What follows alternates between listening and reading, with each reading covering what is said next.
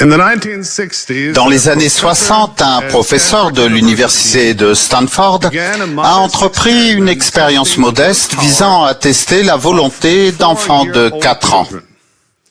Il a mis devant eux une grosse guimauve, puis leur a dit qu'ils pouvaient la manger tout de suite, ou s'ils attendaient 15 minutes, en avoir 2.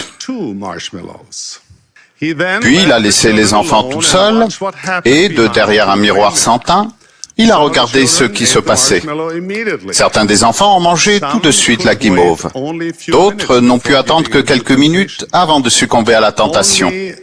Il n'y en a eu que 30% qui ont pu attendre.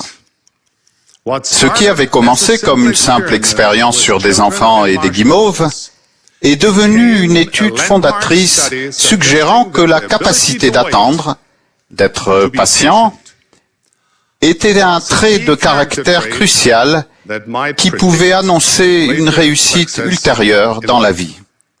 Je me souviens de l'époque où je me préparais à ma formation de pilote de chasse. Nous passions une grande partie de notre entraînement militaire préliminaire à faire de l'exercice physique. On courait et on courait encore. Tandis que je courais, j'ai remarqué quelque chose qui franchement m'a perturbé.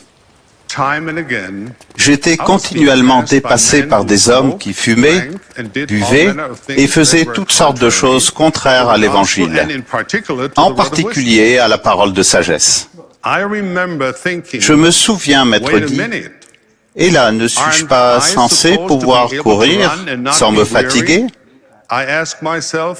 Je me suis demandé si la promesse était vraie ou pas. La réponse n'est pas venue tout de suite. Mais finalement, j'ai appris que les promesses de Dieu ne s'accomplissent pas toujours aussi vite, ni de la façon que nous espérons. Être patient, c'est se tenir à quelque chose jusqu'à la fin. C'est reporter à plus tard les satisfactions immédiates pour des bénédictions futures.